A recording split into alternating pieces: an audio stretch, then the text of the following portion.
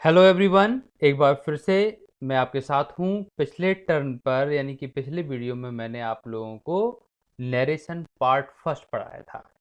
Narration part first में हम लोगों ने स्टार्ट कर दिए थे कि किस तरह से हम लोगों के अफर्मेटिव के, नेगेटिव के, इंट्रोगेटिव के और डबल इंट्रोगेटिव के सेंटेंस बनते हैं।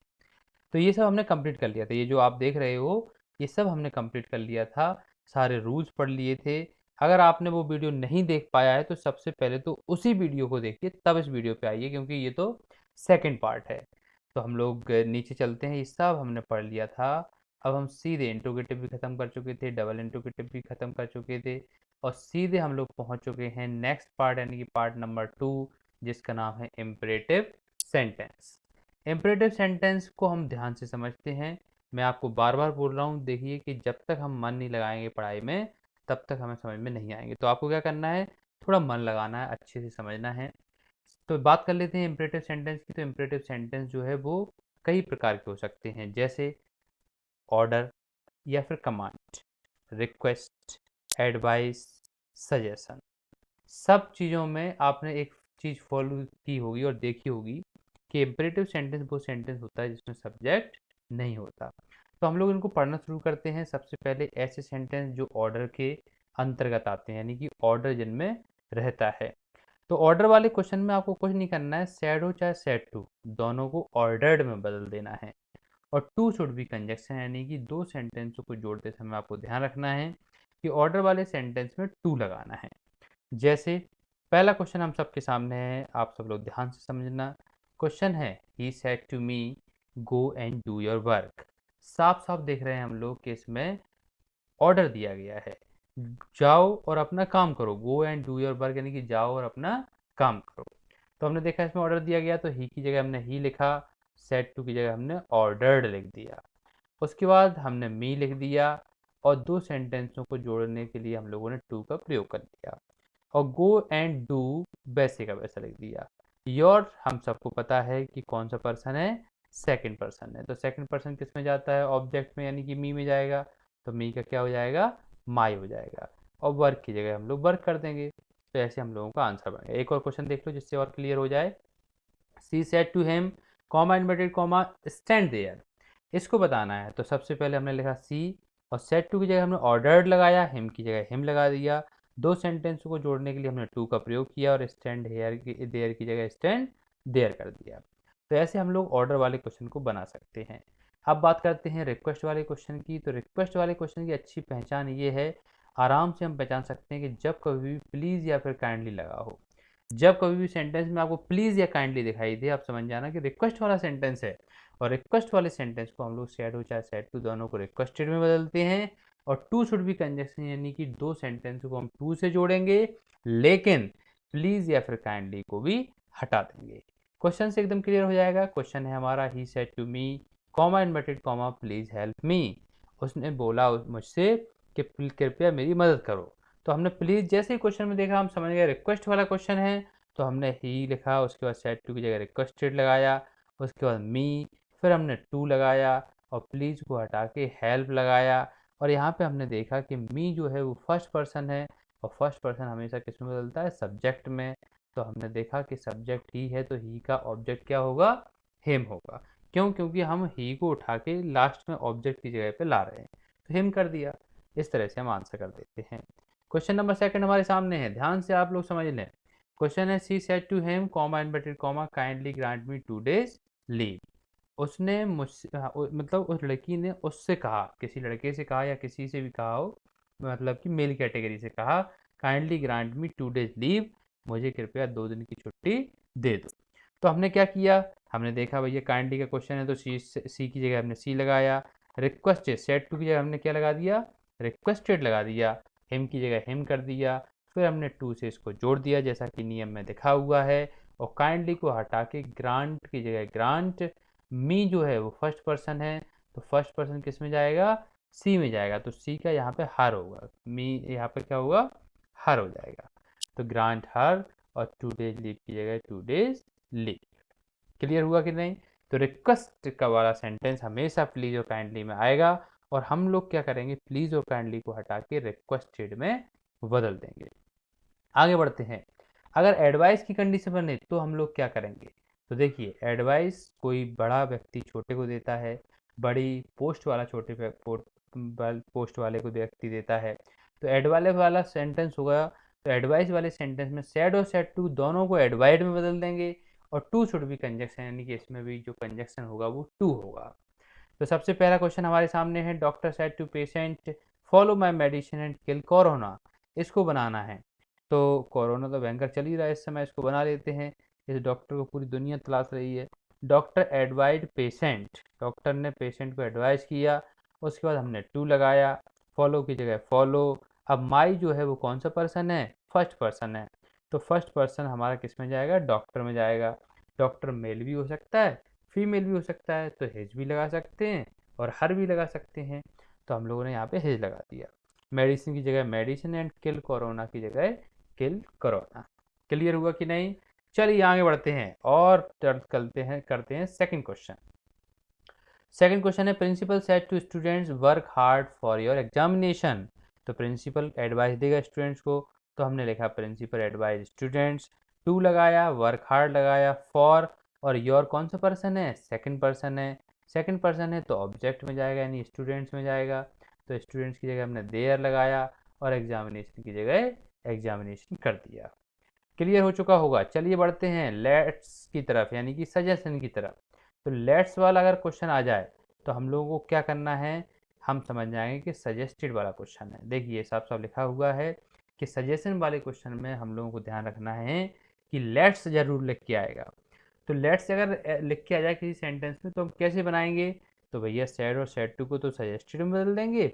That should be conjunction, he that को हम लोग कंजक्शन के रूप में प्रयोग करेंगे, और लेट्स को हटा के हम लोग शुड बी लगाएंगे, वी शुड लगाएंगे, सॉरी वी शुड लगाएंगे। चलिए क्वेश्चन देखते हैं। पहला क्वेश्चन है, he said to me let's play cricket. इसको बनाना है, चलिए बनाते हैं। He suggested me, said to की जगह हमने सजेस्टेड लिखा, मी की जगह मी लिखा, फिर दैट लगाया।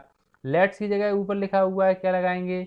वी शुड, तो हमने वी और उसके बाद शुड लगा दिया, और प्ले क्रिकेट की जगह प्ले क्रिकेट। तो इस तरह से हम लोग आंसर कर देंगे। क्वेश्चन नंबर नेक्स्ट हमारे सामने है, she said to me comma inverted comma let's find out solution. उसने मुझसे कहा चलो सॉल्यूशन को ढूंढें, यानी कि सॉल्यूशन को तलाशें।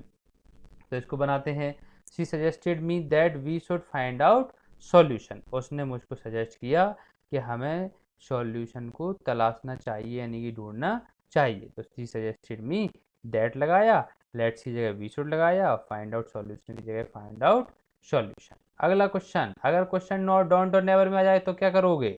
तो देखिए डोंट और नेवर में अगर क्वेश्चन आ गया तो हम लोग क्या करेंगे? सैड और सैड टू दोनों को हम लोग फॉरवर्ड में बदलेंगे।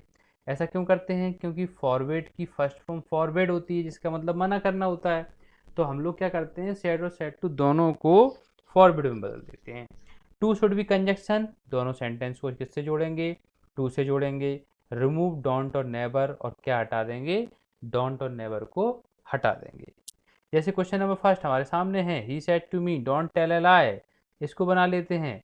सबसे पहले हमने लिखा ही, सेड टू की जगह फॉरवर्ड, मी की जगह मी, फिर हमने कॉमा इन्वर्टेड कॉमा को हटा के टू लगाया और डोंट को हटा दिया क्योंकि रिमूव करना है, और टेल अ लाई की जगह टेल अ लाई कर दिया। तो डोंट और नेवर वाले क्वेश्चन में हमें कुछ नहीं करना, सेड और सेड टू को फॉरवर्ड में बदलना है और टू को हमें जोड़ना है और डोंट और नेवर को हटाना है। जैसे एक और क्वेश्चन क्लियर कर लेते हैं। क्वेश्चन है, they said to him comma inverted comma never abuse. Never वाला क्वेश्चन आ गया। सबसे पहले हमने दे लिखा, उसके बाद सेड टू की जगह फॉरवर्ड लिखा, हिम की जगह हिम लिख दिया, टू लगाया और नेवर को हटा के अब्यूज कर दिया। आगे बढ़ते हैं, ऑप्टेटिव सेंटेंस जान लेते हैं अच्छी तरह से। बस हम बिल्कुल अपने चैप्टर के अंत की ओर हैं, ज़्यादा से ज़्यादा 5 मिनट लगेंगे, ध्यान से समझते जाएं। ऑप्टेटिव सेंटेंस क्या होता है? ऑप्टेटिव सेंटेंस वो सेंटेंस होता है जिसमें हम किसी को कर्स यानी कि किसी को बद्दुआ देते हैं, या फिर ब्लेस्ड यानी कि किसी को दुआ देते हैं। तो अगर आपकी ब्लेस्ड और कर्स वाले सेंटेंस होंगे तो हम लोग इसमें सैड और सैड टू की जगह अगर कर्स दिया जा रहा है यानी कि किसी को श्राप दिया जा रहा है, किसी को बद्दुआ दिया जा रही है, तो उसमें कर्स लगाएंगे, और अगर दुआ दी जा रही है तो ब्लेस्ड लगाएंगे। और टू या फिर दैट शुड बी कंजक्शन, इसमें दोनों कंजक्शन हो सकते हैं, या तो टू हो सकता है या दैट हो सकता है। लेकिन ध्यान रखना कि अगर वर्ब की फर्स्ट फॉर्म से अंदर स्टार्ट है तो हम लोग टू लगाएंगे, और अगर सब्जेक्ट अंदर है तो हम लोग दैट लगाएंगे। जैसे question number first, he said to me comma inverted comma may you get success, भगवान तुम्हें सक्सेस मिले। इसमें क्या दी जा रही है, इसमें किसी को दुआ दी जा रही है। तो हमने लिखा ही सेड टू की जगह ब्लेस लिख दिया, मी की जगह मी लिख दिया, दोनों सेंटेंसों को दैट से जोड़ दिया।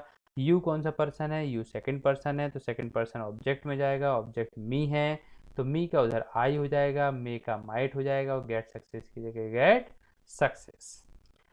नेक्स्ट है she said to him comma inverted comma go to hell. इसको बनाना है तो सबसे पहले हमने देखा कि गो टू हेल मतलब क्या होता है, भाड़ में जाओ, नरक में जाओ, यानी कि बद्दुआ दी जा रही है। तो she cursed him to go to hell. कैसे किया हमने, सी की जगह सी किया, सेड टू की जगह कर्स लगाया, हिम लगाया, फिर टू लिखा और गो टू हेल, इस तरह से हमने कर दिया। आगे बढ़ते हैं। अगला सेंटेंस हमारे सामने लास्ट इस चैप्टर का सेंटेंस है, ध्यान से समझ लीजिए। Exclamatory sentence. एक्सक्लेमेटरी सेंटेंस क्या होते हैं, जिसमें हम फीलिंग्स दिखाते हैं अपनी। अब फीलिंग्स क्या होती हैं, कभी हम खुश होते हैं, कभी दुखी होते हैं, तो कभी सरप्राइज यानी कि कभी शॉक्ड हो जाते हैं एकदम। तो क्या करेंगे हम ऐसे सेंटेंस को बनाने के लिए, देखिए समझिए। सैड हो चाहे सैड टू, दोनों किस में बदलेंगे, दोनों को एक्सक्लेम्ड विथ, अगर खुशी है तो जॉय में, दुख है तो सौरो में, और अगर सरप्राइज है तो सरप्राइज में बदल देंगे। और दैट शुड बी कंजक्शन, यानी दोनों सेंटेंस को किससे जोड़ेंगे, दैट से जोड़ेंगे। रिमूव एक्सक्लेमेशन वर्ड, यानी कि जो वर्ड आ जाएगा उसको हटा देंगे। जैसे क्वेश्चन नंबर फर्स्ट हमारे सामने है, he said to me hurrah I won the match. इसको बनाना है, चलिए बनाते हैं। ही की जगह हमने क्या लिखा, ही लिखा। सेड टू की जगह हमने क्या लिख दिया, एक्सक्लेम्ड मी। देखो मी लिखना पड़ेगा, लेकिन किसके साथ एक्सप्लेन किया, हुर्रा। हुर्रा मतलब क्या होता है, खुशी के लिए यूज करते हैं, तो विथ जॉय लगा दिया हमने। उसके बाद दैट लगाया। अब ये हुर्रा वर्ड को तो हटाना पड़ेगा, क्योंकि उसमें ऊपर साफ साफ लिखा है कि रिमूव एक्सक्लेमेशन वर्ड, तो हमने हटा दिया। उसके बाद आई हमने देखा कौन सा पर्सन है, फर्स्ट पर्सन है, तो फर्स्ट पर्सन किस में जाएगा, सब्जेक्ट में, तो हमने क्या किया, ही कर दिया। उसके बाद हमने देखा वॉन सेकंड फॉर्म लगी हुई है, सेकंड फॉर्म लगी हुई है, तो सेकंड फॉर्म हो चाहे डेड हो, किस में जाएगी, सेकंड फॉर्म या डेड हमेशा हेड में जाती है, और हेड के साथ वर्ब की थर्ड फॉर्म आती है, तो हमने हेड लिख दिया। वॉन लिख दिया वर्ब की थर्ड फॉर्म, और द मैच की जगह द मैच। अगला क्वेश्चन हमारे सामने आ चुका है, an old lady said alas I have lost my property. इसमें बड़े दुख के साथ ओल्ड लेडी कह रही है, तो इसमें हमने क्या लिखा, एन ओल्ड लेडी। यहाँ पे ओल्ड थोड़ा सा गलत हो गया, इसको सही कर देता हूँ, ओल्ड लेडी होगा ना कुछ तो होना चाहिए, ओल्ड मैन कर दो, ओल्ड लेडी कर दो, तो यहाँ पे भी हम लोग ओल्ड लेडी कर देते हैं। An old lady said alas I have lost my property. एक बूढ़ी अम्मा बोली कि बड़े दुख के साथ बोली कि मेरी प्रॉपर्टी चली गई। तो हमने एन ओल्ड लेडी की जगह हमने क्या लिखा, एन ओल्ड लेडी लिखा। फिर उसके बाद एक्सक्लेम्ड विथ सॉरो लिख दिया, क्यों, क्योंकि दुख के साथ बोला है। उसके बाद हमने दैट लगाया। अब हमने देखा आई कौन सा पर्सन है, आई हमारा फर्स्ट पर्सन है, तो फर्स्ट पर्सन किस में जाएगा, सब्जेक्ट में। सब्जेक्ट एंड ओल्ड लेडी है, तो इसकी जगह क्या आ जाएगा, सी आ जाएगा।